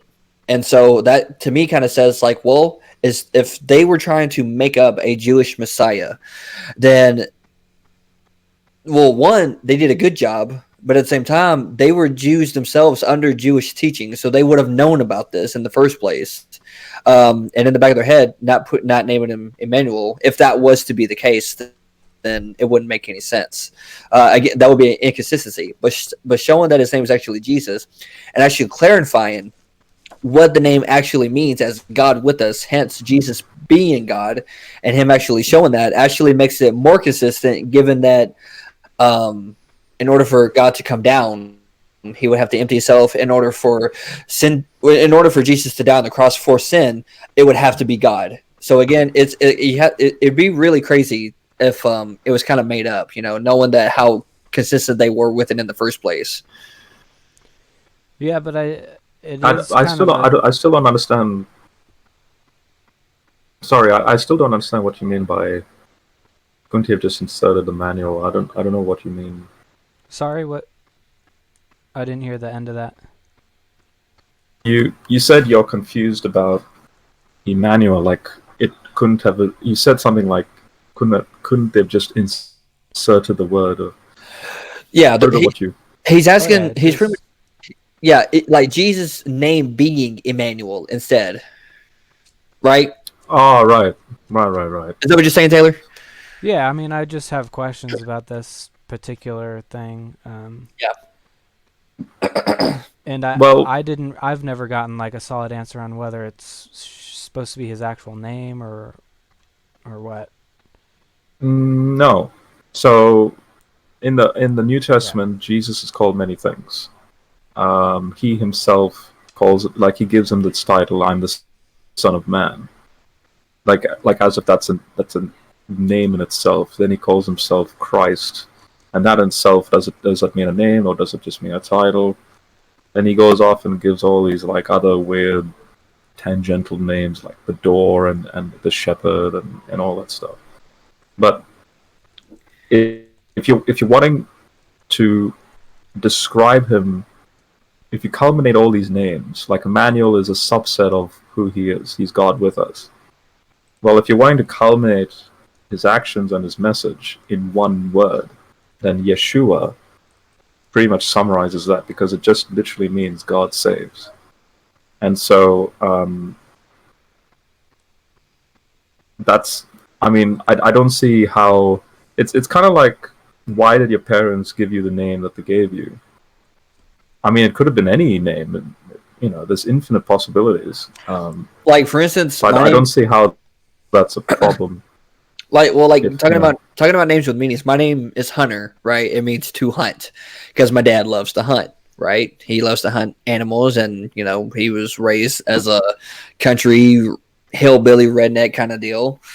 And so, like, that's the reason my name has a meaning to it and everything, and that kind of goes along with what I'm saying, how Jesus' name, Yeshua, kind of sums it all up into the whole idea of Emmanuel and everything. Well, I think it's just brought up a lot because it says they will call him Emmanuel. Which they do.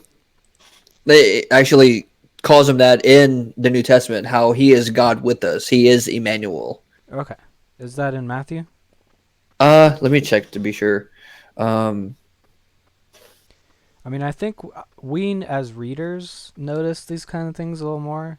But I don't think the early Christians were readers, or most of the Jews could read. It was more of a scholarly thing. So they wouldn't necessarily know every little detail. Matthew 1:22-23, I think.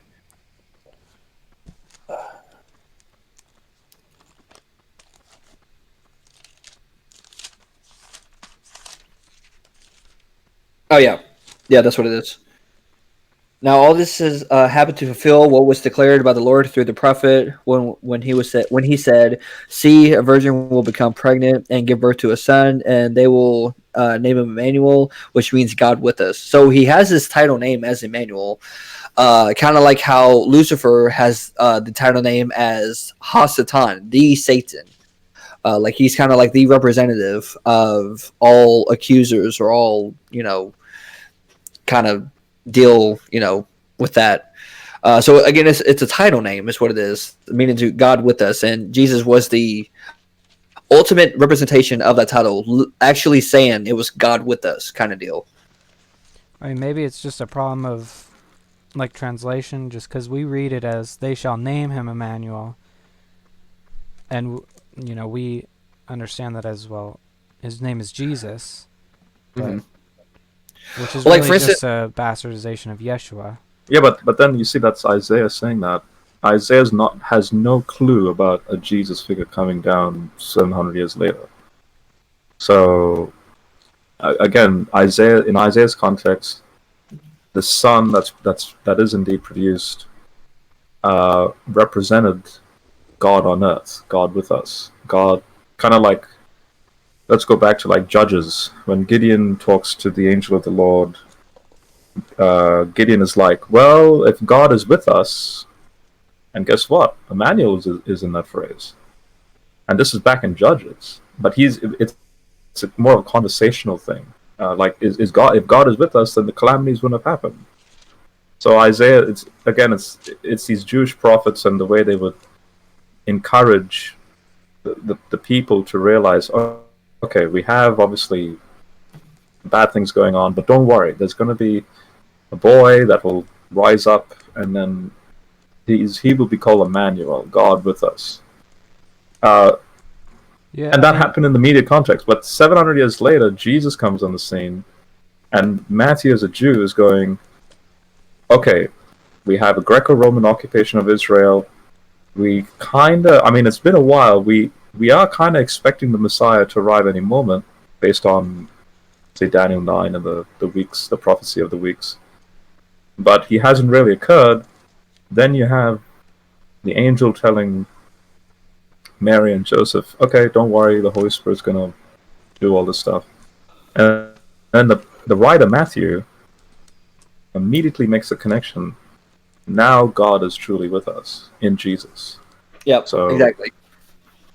Yeah, it's just the way that culture used to think.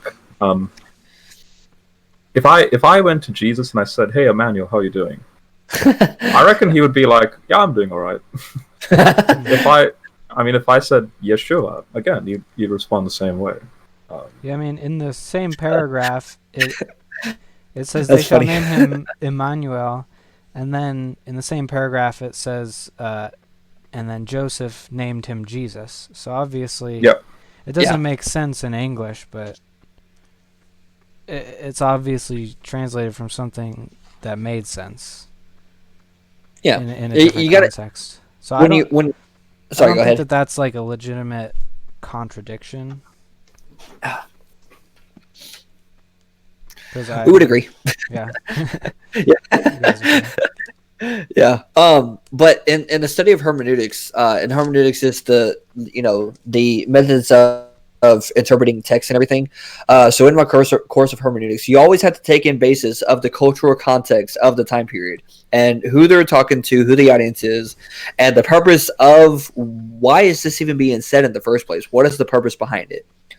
And so honestly, I kid you not, when there is understandings of mainly these things of why this is being said, who he's writing to, and what is the culture of the time, I believe, honestly, you will get the gist of exactly what is being said in the text outside of a 21st century English perspective that will completely take you off to a path where next thing you know, cults are being started that you see, in the 20th century and such. So maybe we can put a couple of things in context then. Like, I don't know whether to start with the funny one or the serious one. There's in Deuteronomy 23:2, I believe, it says, "No one whose testicles have been crushed or whose penis has been cut off may come into the assembly of the Lord." Yep. And I mean, I get why people of the time would make a rule like that, but I'm not sure why this would be like a divinely inspired rule. Yeah. So I would say no.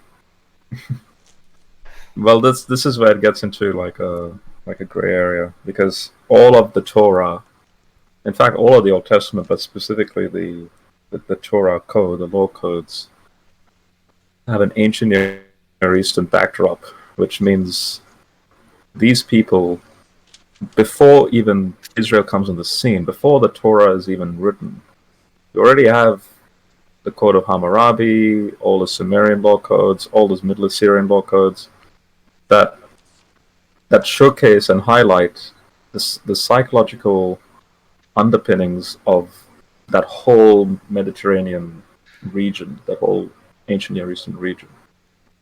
So think about it. Israel and these Israelites, they're coming out of Egypt.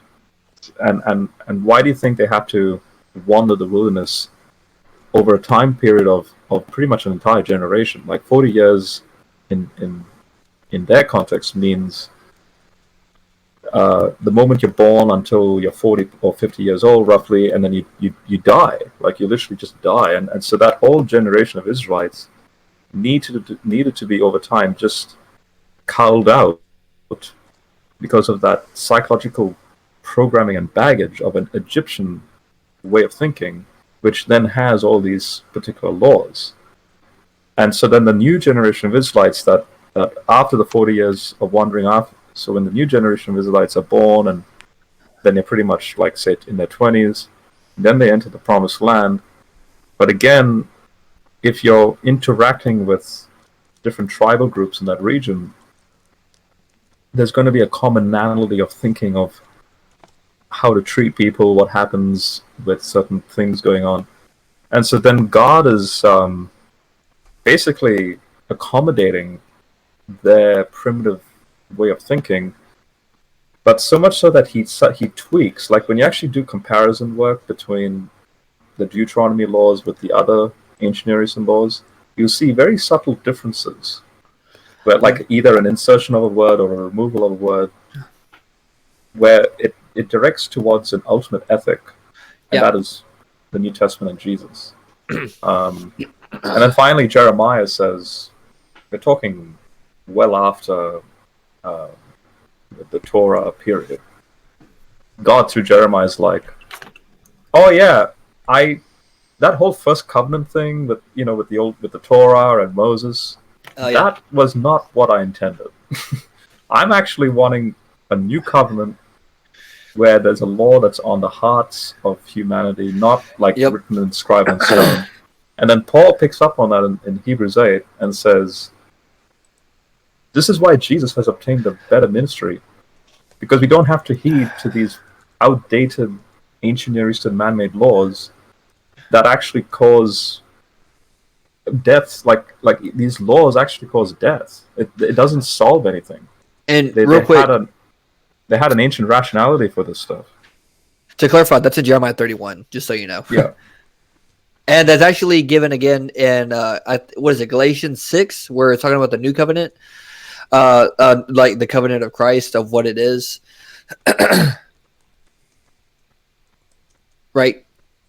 Sorry, what? Talking about me? Yeah, that was Galatians 6, where he talks about the covenant of Christ, or the law of Christ. I'm sorry, it's what he's actually talking about. Yeah. Like, and so then you have in the New Testament this added phrase, don't go after the law of Moses, go after the law of Christ, or the law of the Messiah. So Jesus has superseded all 600 plus laws of the Old Testament, and now Christians are under what's called the law of Christ, not the law of Moses. Which is so I actually wrote an article on this myself, consisting of why you, like, a lot of people say, well, why don't you, if you follow the Bible, why don't you follow the Old Covenant, the Old Testament laws and everything, like eating of shellfish and lobster and all that good yummy stuff, and bacon and good stuff, you know?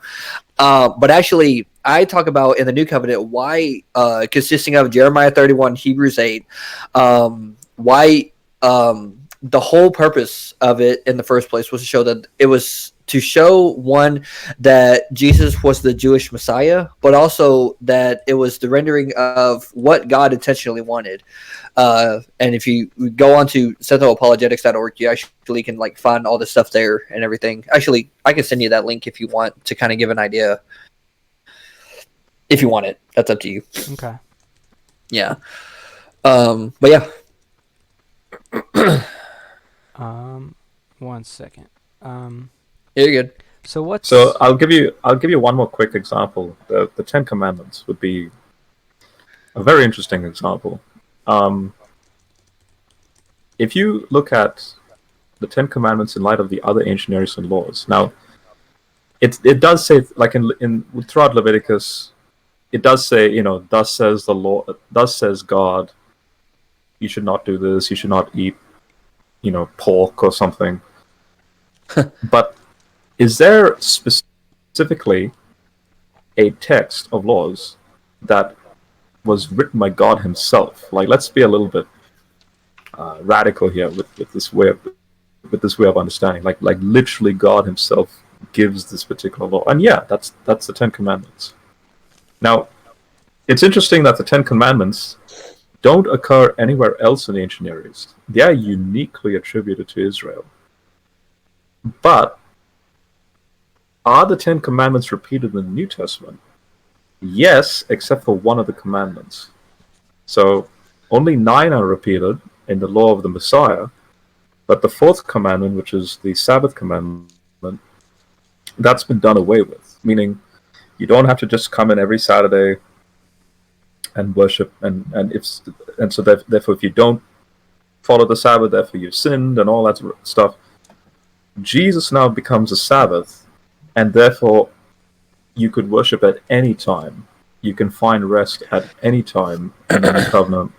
But so the point is, I find it curious that all of these Torah law codes are just neglected, and yet what God Himself wrote, for example, like the Ten Commandments, they are retained in the new covenant. Where is that? What do you mean? Oh, you're talking about the Sabbath deal? Where's the Messianic law? Like, So where are the 9 commandments repeated in the New Testament? Oh, they are stretched all over the place in the New Testament. So, for example, you shall not steal, you shall not murder. Like, if you look at each of those commandments, where do they reoccur in a New Testament context? Okay. You'll never find, and thou shalt keep the Sabbath in the New Testament. Yeah, So and originally weren't those broken, and then 10 more were given? no, it was the same 10. Because remember, Moses got mad at his people, and so he slammed the Ten Commandments down. So after that happened, he actually went up again, and God, with Moses, created the 10 Commandments on the tablets once again. So it's the same commandments, but it's just different tablets, I guess. I thought I remembered one of the new commandments was not to boil a calf in its mother's milk. Yeah. But that wasn't a part of the 10 Commandments. I thought that was that's not part of it. The new commandments. I'm trying to find where I noted that. But I'm pretty sure you're thinking of Leviticus. I could be wrong about that. Okay, here's another one. For example, in Genesis 18, so that law that you just mentioned about the calf and the mother's milk is the reason why you have Jews practicing what's called kosher meal laws, meaning you don't combine meat with milk. So, isn't it interesting that when Abraham gives food to the 3 angels, one of which was the second Yahweh, Yahweh in human form. Was this Abraham? Yeah, in Genesis 18. Oh, this is what I was talking about earlier, by the way. You actually have a non-kosher meal being given in the Torah. But hang on a second. So you're combining milk with meat, the dairy product and meat. But what about the so-called kosher meal laws that come much later on? And so this is why non-specialists, like specialists, people who, like the Black Hebrew Israelites or any particular Christian group that don't know how to accurately differentiate between ancient Near Eastern customs and and the evolution of those customs, from each other, they immediately start thinking that there's either contradictions in the text or God changes his mind or something like that. No, it's just look at it in a very natural way. In the context of Abraham, yeah, they combined meat with milk. In the context of Leviticus and what's going on with that post-Egyptian, post-Exodus sort of thing, there's an entirely different reason why they don't combine milk and meat, and one of which is this peculiar practice of that not the Israelites, the pagans, they would sacrifice the calf, the mother's calf, in its own milk by boiling it and then killing it and then eating that. And so that practice wasn't done in Abraham's time. That was done much later. And the Israelites have said, don't do that because that's bad. So you have to look at it like an evolutionary process of, okay, this is the way people were thinking in Abraham's time, and now you see this progress towards, okay, now what was Joseph thinking, and then what was Moses thinking, then what was David thinking? Like, it's interesting. You see this change in the way people would behave and act, and then finally Jesus comes on the scene, and it's this brand new like basically the message is don't be superstitious. Ta-da. Be rational thinkers. Okay. Well, I'll give you. what I'm thinking of is that Go ahead. Exodus 34, the renewal of the tablets. Oh yeah. And that was the Ten Commandments again. That wasn't just a bonus. So was that the mother's milk mentioned in that? It was. Just want to make. I'm pretty sure that was the It's Ten more Commandments. about. Oh yeah, it's the 10th one. You shall not boil a young goat in its mother's milk. Yeah. Maybe I'm thinking of something else then. So now notice that part of the 10 Commandments, which is back in Exodus 20. What's the reason why the tablets of the law is replaced in chapter 34? Like what led to that moment? If you go back a chapter or two. Moses broke them because he was angry at the idol worship, right? Yeah. So when they made the golden calf, now in chapter 34, if you go down to verse 17, you are not to make molten gods for yourselves. And where's the is it 24 you said? 34. 34. Yep, when Moses came down, this is 29. Then when Moses finished speaking with them, he put a veil over his face.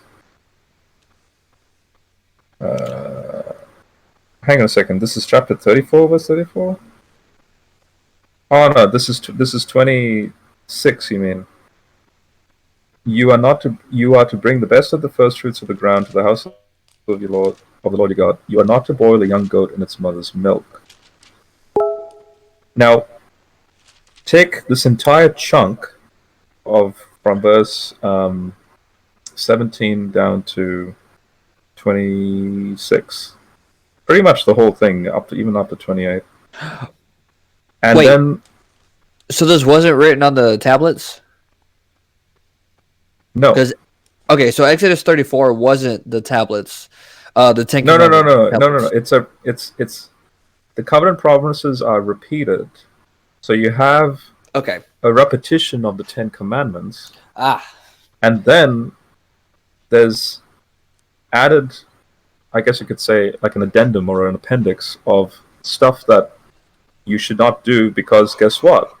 What happened before the commandments were broken? When they made the golden calf, go into the ancient Near Eastern context. What would go alongside the process of making a golden calf? So the way the calf comes out of that liquid liquefied golden metal, and then they make a calf out of it, they shape it into a calf. Guess what? They were sacrificing all sorts of things at the same time in that pagan context. Something that God did not advocate the Israelites to do pre-Exodus 20. So God gives them the law, the Ten Commandments, And and then there's the Israelites 10... go and do this. Okay. Yeah. There's the renewal of the tablets, and then there's 10 religious laws right after that. Right. So I guess that's just the addendum. Yeah. Okay. But the point is, why did the Israelites? Because don't forget, these are the Israelites from Egypt. These are not the second generation Israelites. These are the first generation Israelites coming from Egypt. Suddenly, they're introduced to these laws, which completely contradict, their upbringing in Egypt. And then they're doing Egyptian practice, even though they've been saved by Moses and this particular God who says, okay, these are the type of laws I want you to abide by. Oh, look, as usual, they've been psychologically programmed to think a certain way. They're practicing erroneous stuff, like really bad stuff.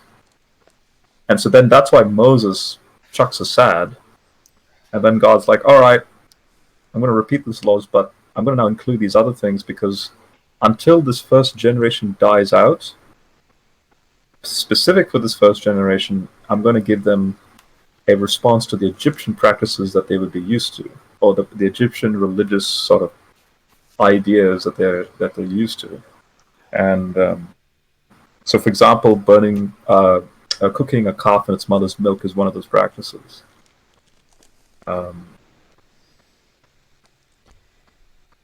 It's after that though. It's at 34:27. It says, "Then the Lord said to Moses, write down these words," referring to those religious laws. Yeah. For I think, in accordance with these words, I have made a covenant with you in Israel. So Moses was there with the Lord for 40 days and 40 nights without eating food or drinking any water, and he wrote on the tablets the words of the covenant, the 10 words. So exactly. Is so that he wrote not back to the original 10 commandments? So he's writing the 10 commandments and now these particular words on the tablets. Okay. That's kind of like it's like a 10 Commandments 2.0. First time around, and they're very simple, straightforward commandments. Now we're dealing with the people, kind of like what Moses himself says. Yes, they're stiff-hearted, stubborn-headed people. Why does that phrase occur? Because these are people that have this long psychological baggage of, what's the saying? Always die hard or something.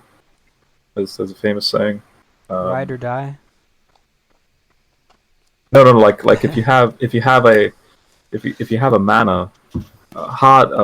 What's it called? If you try and bad habits die hard. Oh yeah. Yeah, these are bad habits that these Israelites have been brought up to be accustomed to, and now God is like, all right, I'll have to introduce now new commandments on top of the 10 commandments. It's just I feel like it could be a little more clear if they were saying the 20 commandments, because it says the 10 words, so it seems it could either be referring to the original 10 or the 10 that were just listed prior to that paragraph. You could see it that way if you want. So I'm not sure if it's like a problem with translation or. No, there is. So there is a 10 commandments or 10 words, but based on what they did immediately after, there's all right, we have to now come back to the drawing board again, and these commandments now need to be included so that these Israelites don't practice that stuff. And don't forget, in God's hindsight, He's seeing the whole new covenant Jesus thing much into the future, and so therefore it's kind of like a chess game. He's slowly putting the pieces slowly together in order to do the checkmate at the right time. So Yeah. when you read this stuff, and that's another thing Christians seem to not realize. Vast periods of time are being transpired literally between chapters. Like between chapter 33 and chapter 34. I mean, it mentions it there, like 40 days, 40 nights. We're talking vast periods of time. Therefore, many months are involved between, say, the golden calf incident and then when Moses returns with these new laws. So, in the meantime, a lot of things go on that are not written down. And so what we can then do is go, okay, 40 days prior, this is what happened. 40 days after, now this is happening, and then we can actually psychologically see the subtle differences of the way people think and behave. I mean, I look at this, read it like a human document, something that don't read it like it's some divine God inspired text. See it as actually a human document, and you'll be surprised as to how human the whole thing is. Yeah, I mean that's kind of one of the problems I have though. Is like I feel like it should be pretty clear and concise and divine if that is indeed the subject. Yeah, the only thing though is that you got to realize that the text has to correspond with the people at that time period as well as the people in our time period as well. Mm-hmm. So you have to take that in consideration as well. And since we have the ability to understand the culture of that time period, it makes it a lot easier for it to say it to where they can understand it better, and that we are able to study and then understand it better as well. You know, since we're given the abilities to understand it, I don't see how there's a problem. You know what I mean? Mm-hmm. Well, so back to whether Jesus has thrown away the Mosaic law or not, because I've been back and forth on that, and some arguments are useful against like young Earth creationists or other ones are like homophobic Christians or but I always come back to Matthew 5:17 or 5:18. Mm-hmm. Amen, I say to you, until heaven and earth pass away, not the smallest letter or the smallest part of a letter will pass from the law until all things have taken place. Right. So what is like your guys' interpretation of that? Verse 20 is the answer. I tell you, unless your righteousness surpasses that of the scribes and Pharisees, you will not enter into the kingdom of heaven. Yep. So what does it mean to be a scribe and a Pharisee? And this is hyperbolic language. When Jesus uses that phrase, scribes and Pharisees. So I'll give you another hint. As like scholars, wise men. Well, compare verse 20 to. Let me just open it up. It's in Philippians 3.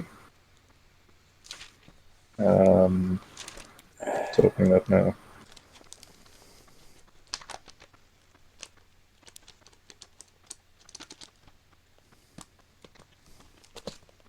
Philippians 3 verse 5, 6. Yeah, just go from verse 5 all the way down to verse 9. So, should I read it up? Yeah, I haven't found it yet. Okay, so this is what Paul says. Having been circumcised on the 8th day, I am of the nation of Israel, from the tribe of Benjamin, a Hebrew of Hebrews. As far as the law is concerned, I was a Pharisee. So let's stop there. So verse 5, he's basically saying, if you want my Jewish credentials, I'm as Jew as it can get. Okay, I've not only circumcised on the 8th day, I'm from a particular tribe, which is the tribe of Benjamin.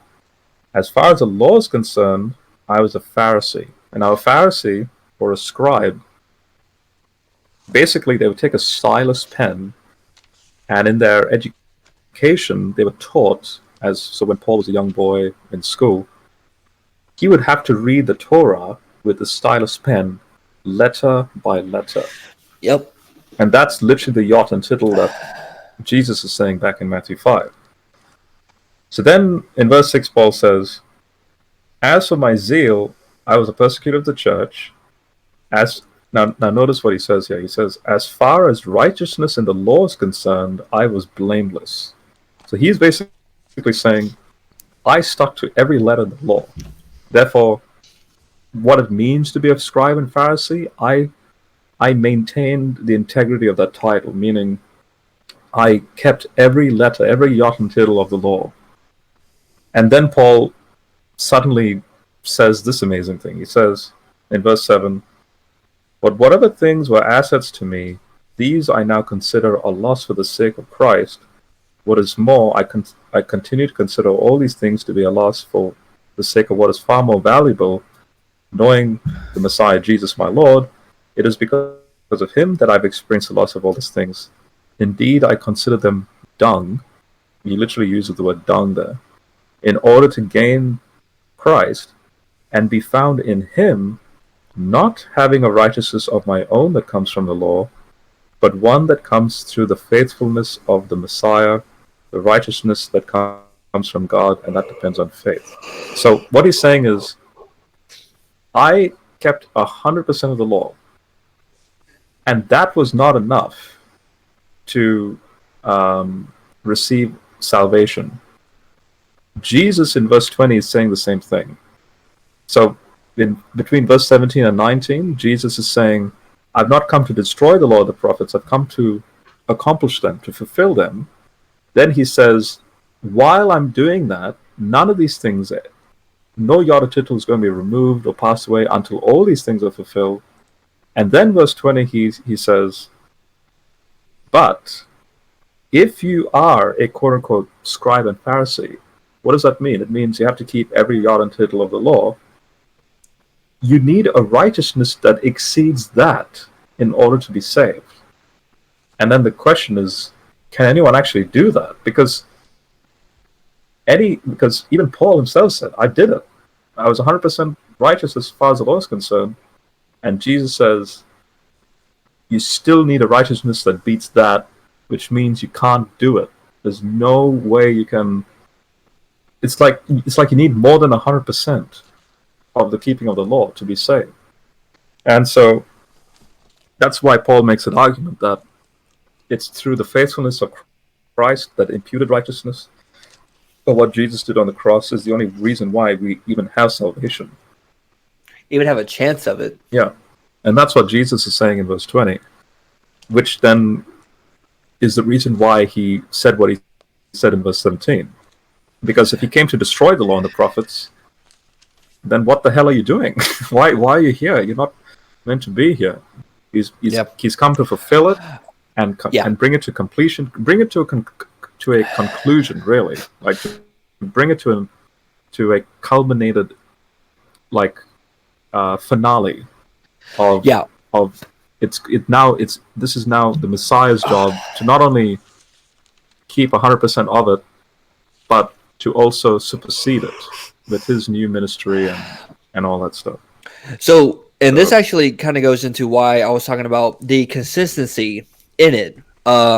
Especially when you know the background of the entirety of the text. And honestly, it's one of the reasons why I am a Christian is because of how consistent it is with the Jewish culture and the making of sense of things, and actually answering the hard questions of why didn't God come about and before. Well, he did. Well, then, okay, who was that? Well, Jesus was the answer to that. How he had, and Paul actually explains how the Anthony himself came down. So again, the consistency is just unimaginable when you actually get down to it and actually realize, as the Bible as a whole, what it says and the consistencies. And when you actually understand the three things that I gave before about the hermeneutical ideas and everything, and what would be best to be known at the time. And also taking into consideration they're trying to talk to a audience in that time period as well as ours, that it has to kind of open up the window or open up the door for more than just the Jews to understand it, you know, in order to show that they are the chosen people of God. So again, that's honestly the reason why, like one of the reasons why I'm a Christian is just because the consistencies is unimaginable. And so, and hopefully, you know, it's kind of been shown today, but I do got to go because it's 3:00 in the morning where I'm at. So I'm actually about to head out, and I know Robert, you said you had to go too. Yeah, I gotta go. Yeah. Yeah. But seems a good Taylor, place I to wrap appreciate up. it. Yeah, Yeah. lots to think about. Maybe we could do it again, get a little bit more into some moral stuff, and I'll Yeah. Then I'll again, think yeah. about what we talked When you about so far. when you recorded this, are you recording faces and all that? Yeah, Oh, that's fine. Yeah, I'm recording just the Hangouts window. because But I thought it was just an audio recording. I could so. just do audio if you guys prefer. Nah, you can post the whole thing. I don't mind. Okay. I don't know how you Send where it, you send us post the link too, or send us, you know, the link, and we'll even post it on ours. Yeah, it'll just be up on Yeah. my channel. So Cool. yeah, I might wait till tomorrow morning just for like the algorithm and stuff. But That's fine. Yeah, I'll show you on that. yeah, Cool, man. Well, it All was right. awesome talking to you, Yeah, and nice to thanks meet for you reaching guys. out. Yeah, stay in touch and bring friends if you want to. We love talking to people all the time. We love people. So yeah. SFT was interested, I think, in joining, but we got caught up and I missed his email, and so maybe you can join us next time. yeah, I'll be down. Yeah. Cool. All right. So Thanks. all right, Taylor. We will see you later, buddy. Yeah. Catch see you, ya. man.